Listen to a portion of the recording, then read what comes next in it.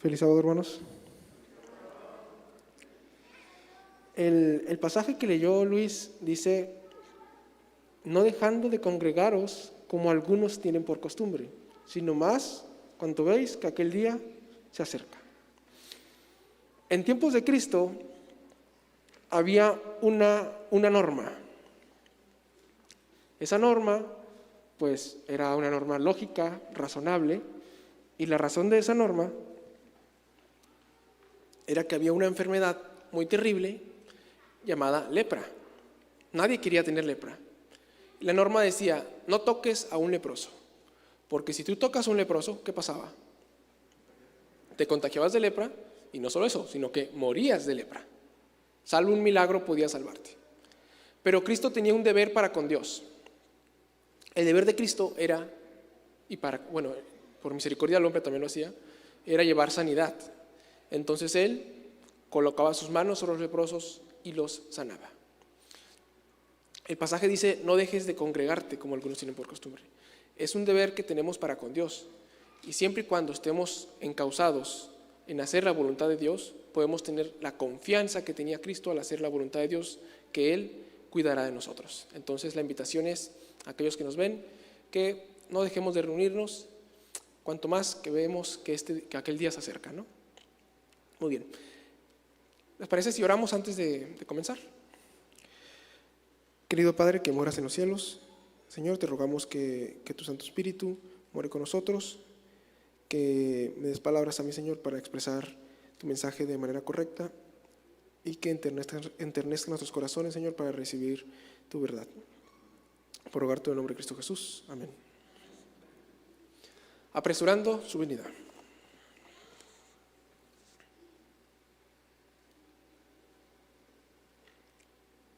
La presentación, no sé si... muy bien.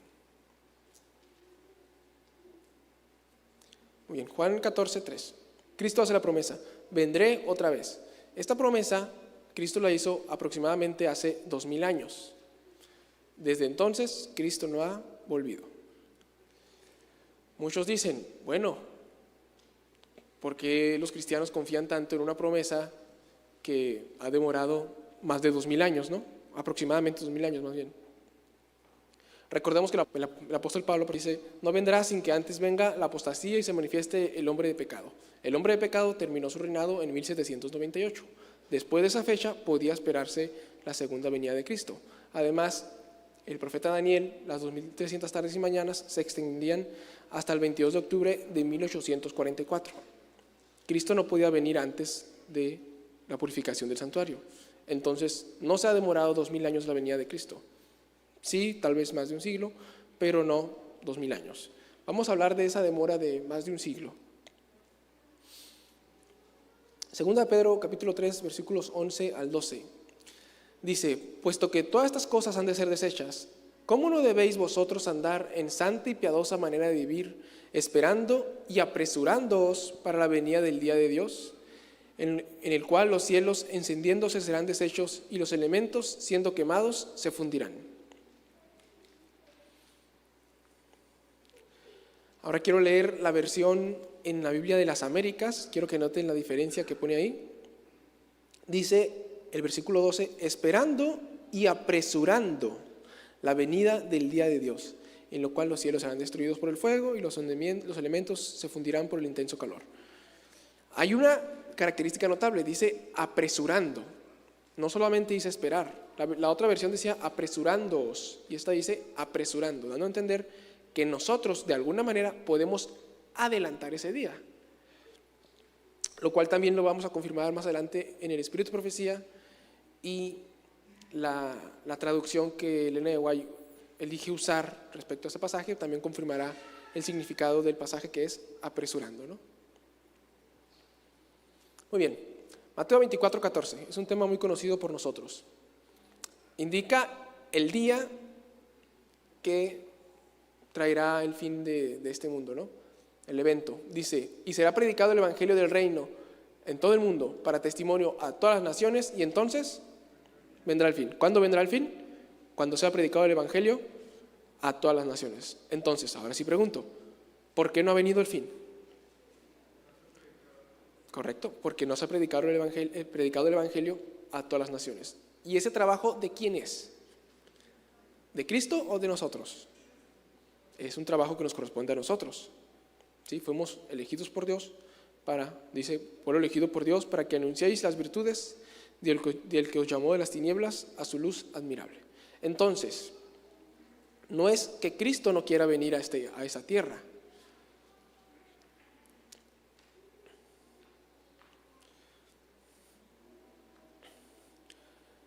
Aquí viene la explicación de la demora en el deseo de todas las gentes, página 587, tercer párrafo.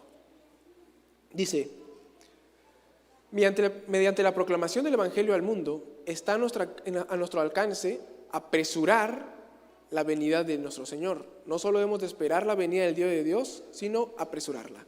Y cita 2 de Pedro 3:12, el pasaje que leíamos hace un momento. Y continúa diciendo, si la iglesia de Cristo hubiese hecho su obra como el Señor le ordenaba, todo el mundo habría sido ya amonestado, y el Señor Jesús habría venido a nuestra tierra con poder y gran gloria.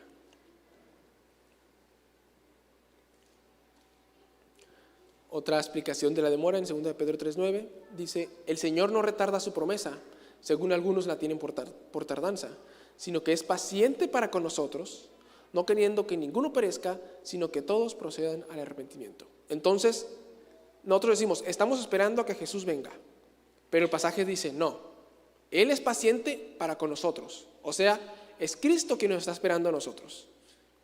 Él está esperando a que nosotros procedamos al arrepentimiento. Está esperando también a que, a través de la predicación del Evangelio a todo el mundo, hagamos que otros procedan al arrepentimiento. Porque Dios en su gran amor no quiere que ninguno perezca. Entonces está esperando Él a nosotros que nos arrepentamos, ¿no? Ahora leo una cita del Espíritu de Profecía en Evangelismo, página 505, quinto párrafo. Dice, la venida del Señor no demorará más que el tiempo que tome la tarea de presentar el mensaje a toda nación, lengua y pueblo. Olvidaremos nosotros, los que pretendemos ser estudiantes de las profecías, que la tolerancia de Dios para con los impíos es parte del vasto y misericordioso plan por el cual Él está tratando de lograr la salvación de las almas. Esta cita es interesante porque conecta las otras dos. Conecta la de Mateo, que dice que el fin vendrá cuando sea predicado el Evangelio a todo el mundo, y conecta la de Pedro, que dice que Dios está esperando que procedamos al arrepentimiento. Menciona la predicación del Evangelio en la primera parte del párrafo y después dice que Dios en su misericordia espera que los impíos logren su salvación, ¿no? Es parte de su misericordioso plan. Muy bien, vamos a detenernos en la siguiente cita un momento. Se encuentra el mensaje para los jóvenes, página 137. Dice, con semejante ejército de obreros como el que nuestros jóvenes, bien preparados, podrían proveer, ¿cuán pronto se proclamaría a todo el mundo el mensaje de un Salvador crucificado, resucitado y próximo a venir? Y hago énfasis en lo siguiente, ¿cuán pronto vendría el fin del sufrimiento, del dolor y del pecado? ¿Cuántos aman este mundo en su condición caída?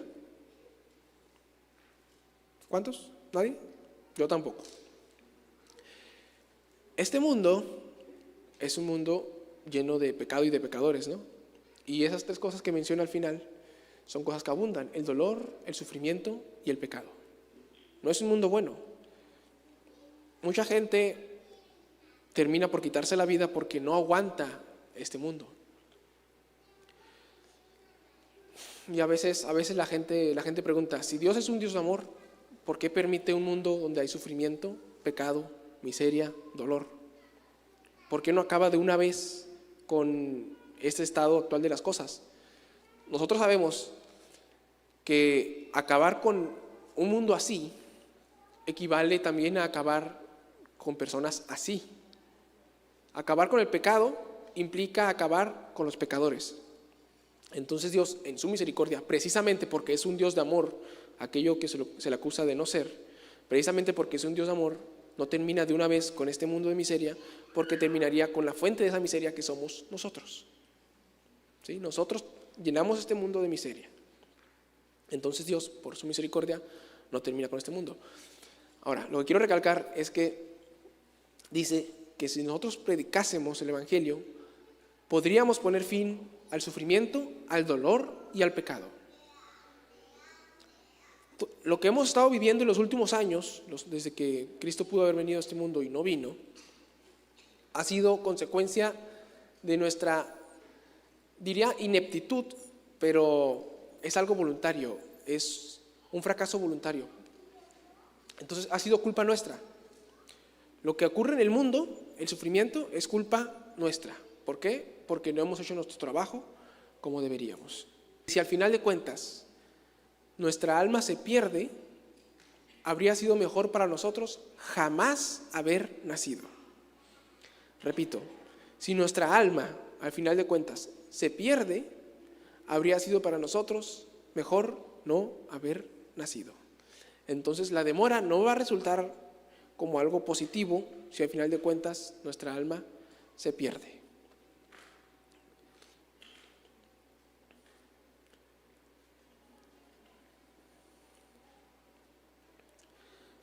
Ok. Ahora decimos que tenemos que predicar el Evangelio. Tenemos que llevar el Evangelio a toda nación, tribu, lengua y pueblo, para que Cristo pueda venir al mundo, termine con este estado de miseria y entonces se cree un cielo nuevo y una tierra nueva. Termine el sufrimiento para siempre y tengamos gozo indecible sin fin. Todos queremos eso. Y entonces decimos, bueno, hay que ponernos a predicar. Pero el Evangelio no va a ser llevado a todo el mundo por sermones o predicaciones o las salidas que tenemos de vez en cuando a evangelizar como las que se hacen actualmente. No de esa clase. El Espíritu de Profecía es claro en la Biblia de que el Evangelio va a ser llevado a todo el mundo a través del poder del Espíritu Santo. Cuando el Espíritu Santo descienda sobre nosotros, entonces estaremos capacitados para poder predicar el Evangelio. ¿Qué tenemos aquí en la imagen? Detrás del texto no se alcanza a distinguir mucho, pero se ve a los apóstoles con lenguas de fuego, ¿no? Que están recibiendo el Espíritu Santo y lo recibieron precisamente para poder predicar el Evangelio, ¿no? Ok, ahora leo las citas que se encuentra en Consejos para la Iglesia, página 608, primer párrafo. Dice: nos toca a nosotros remediar los defectos de nuestro carácter, limpiar el templo del alma de toda contaminación. Entonces la lluvia tardía caerá sobre nosotros como cayó la lluvia temprana sobre los discípulos en el día de Pentecostés. ¿Qué tenemos que hacer para recibir la lluvia tardía que nos capacitará para terminar la obra? Dice, limpiar el templo del alma de toda contaminación. No dice, tenemos que ser solamente mejores. A veces es lo que comúnmente pensamos, ¿no? Dios solamente quiere que seamos mejores. Por supuesto quiere que seamos mejores, pero no basta con ser mejores. Dice, limpiar el templo del alma de toda contaminación. ¿Cuánto es toda contaminación? Bueno, pues es toda, ¿no? Limpiar el templo del alma de toda contaminación. Entonces, y solo entonces, la lluvia tardía caerá sobre nosotros como cayó la lluvia temprana sobre los discípulos en tiempo de Pentecostés. Entonces, muy bien, decimos, apresuramos la venida de Cristo predicando el Evangelio. Pero para predicar el Evangelio a toda nación, tribu, lengua y pueblo, necesitamos el Espíritu Santo, que nos capacite, nos dé los dones del Espíritu, y entonces, como los apóstoles, podamos predicar con gran poder, el fuerte pregón. Pero para recibir el Espíritu Santo necesitamos limpiar el templo del alma de toda contaminación. Entonces, si limpiásemos el templo del alma de toda contaminación, estaríamos haciendo ¿qué cosa? Apresurando la venida de Cristo. Ese es el primer paso.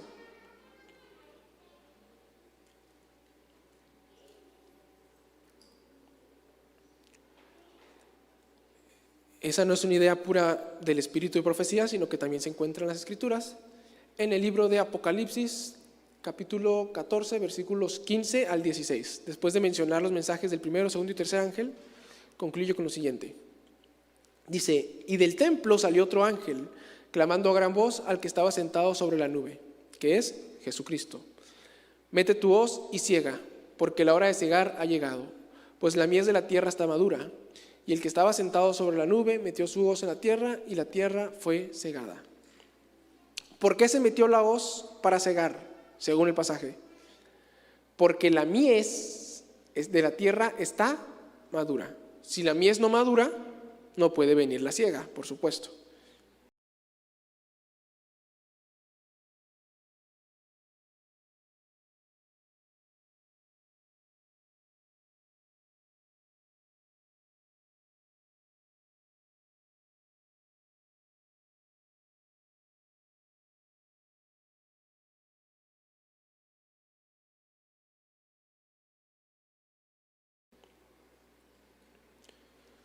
Lo mismo mencionó Cristo en el Evangelio de Marcos, capítulo 4, versos 29, dice: y cuando el fruto está maduro, enseguida se mete la hoz, porque la siega ha llegado. Repito, la hoz se mete cuando el fruto está maduro. Entonces, Elena de White, comentando el pasaje, dice lo siguiente: cuando el fruto fuere producido, luego se mete la hoz porque la siega es llegada. Y añade: Cristo espera con un deseo anhelante la manifestación de sí mismo en su iglesia. Cuando el carácter de Cristo, dice, sea perfectamente reproducido en su pueblo, entonces vendrá Él para reclamarlos como suyos. ¿Cuándo vendrá Cristo? Cuando el carácter de Cristo sea perfectamente reproducido en su pueblo, entonces vendrá Él para reclamarlo como suyos. Y entonces cuando todos desfallecemos, ¿cómo va a ser el carácter de Cristo perfectamente reproducido en mí? Soy un hombre nacido en pecado, con un cuerpo de pecado, en medio de condiciones pecaminosas, rodeado de tentaciones. ¿Cómo podría el carácter de Cristo ser perfectamente reproducido en mí? Dice la primera parte de la cita: Cristo espera con deseo anhelante la manifestación de sí mismo en su iglesia. O sea, es Cristo el que se manifiesta en nosotros. Isaías escribió: tú nos darás paz, porque también tú hiciste en nosotros todas nuestras obras. ¿Quién hizo las obras? Dios. Dice: tú hiciste en nosotros todas nuestras obras. También el apóstol Pablo dice: haciendo Él en nosotros lo que es agradable delante de Él. Entonces es Dios el que obra en nosotros, ¿sí? Tanto el querer como el hacer. Entonces ahí está el secreto. Por nosotros mismos, lo decíamos en la lección, es imposible que Cristo sea reproducido perfectamente en nosotros. En nosotros no hay ninguna virtud, fuerza, no hay por naturaleza inclinación alguna hacia el bien. Y los esfuerzos humanos son insuficientes, dan vergüenza nuestros esfuerzos. Son insuficientes. ¿Por qué? Porque no poseemos la fuerza suficiente para alcanzar esa norma. Pero se nos hace la promesa de que Cristo hace en nosotros todas nuestras obras. Obramos con el poder que viene de Dios, no con nuestras propias fuerzas. Si obramos con las nuestras, no va a ser difícil, va a ser imposible. Pero si obramos con el poder de Dios, es totalmente posible, ¿no? Porque para Dios todo es posible. Muy bien. Ok, entonces recalcamos: cuando el carácter de Cristo sea perfectamente reproducido en su pueblo, entonces vendrá Él para reclamarlos como suyos.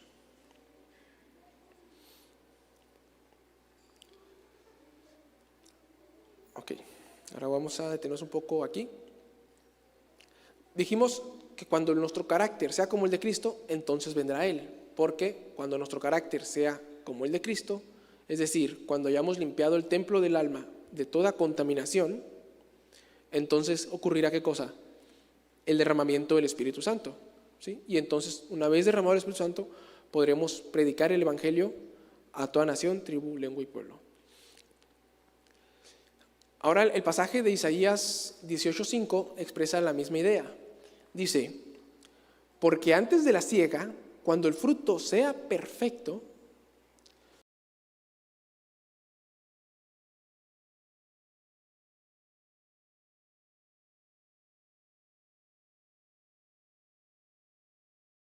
Hace rato leíamos cuando el fruto sea maduro, pero ahora leemos, algo que significa lo mismo, cuando el fruto sea perfecto. Si lo buscan en la versión 60, si tienen sus Biblias ahí, esa es la palabra que se usa. Cuando el fruto sea perfecto. Eso es antes de la siega. Y dijo Cristo, cuando el fruto está maduro, entonces se mete la hoz. Entonces Dios está esperando que nosotros procedamos al arrepentimiento, que limpiemos el templo del alma de toda contaminación, para que su Santo Espíritu pueda morar en nosotros y seamos capacitados para predicar el Evangelio. Pero no, repito, no requiere simplemente que seamos mejores, sino que dice cuando el fruto sea perfecto. Y ahora, puse aquí purificando el santuario. Aquí tenemos a Cristo y las oraciones de los santos elevándose como incienso hacia el cielo. Cuando yo estaba chico, yo me preguntaba muchas veces, porque escuchaba sermones que decían, tenemos que predicar el Evangelio y entonces podemos apresurar la venida de Cristo, ¿no?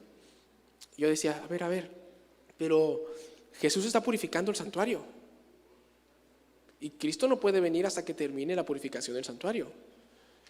Y luego pues recordaba que el Espíritu de Profecía dice que Cristo pudo haber venido ya, hace mucho pudo haber venido, en los tiempos de Elena de White Cristo pudo haber venido, no vino y estamos aquí todavía y el santuario sigue purificándose. Entonces dije yo, bueno, entonces la purificación del santuario iba a terminar en los tiempos de Elena de White. ¿Sería acaso que los casos iban pasando uno tras otro más rápido? ¿O cómo funciona eso? No, porque, bueno, el Espíritu de Profecía dice que cuando nuestros nombres o el nombre de cualquier ser humano pasa en juicio, Dios lo considera como si fuese el único ser en la tierra. ¿Sí? Es un proceso minucioso. Ese proceso no se puede acelerar o alentar. Entonces, ¿cómo es posible que podamos apresurar la venida de Cristo teniendo a Cristo ahora en el cielo haciendo purificación? Bueno, aquí va el razonamiento. Cristo está purificando el santuario ¿de qué cosa? Está purificándolo porque está contaminado. ¿Qué es lo que contamina el santuario? Los pecados. Y los pecados que contaminan el santuario son los pecados del pueblo. En el juicio investigador, dice el Espíritu de Profecía, no se consideran los pecados de todo el mundo. Dice, en la obra de juicio de los impíos es algo que se verificará posteriormente. Dice, los únicos pecados que se consideran son los de aquellos que profesan ser hijos de Dios. Son los únicos pecados que se consideran. ¿Por qué? Porque los que profesan ser hijos de Dios son los que se arrepienten.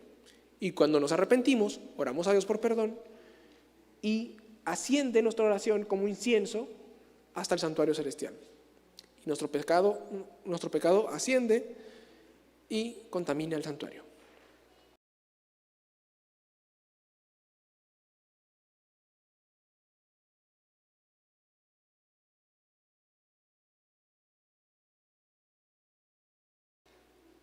Entonces, son los únicos pecados que se consideran.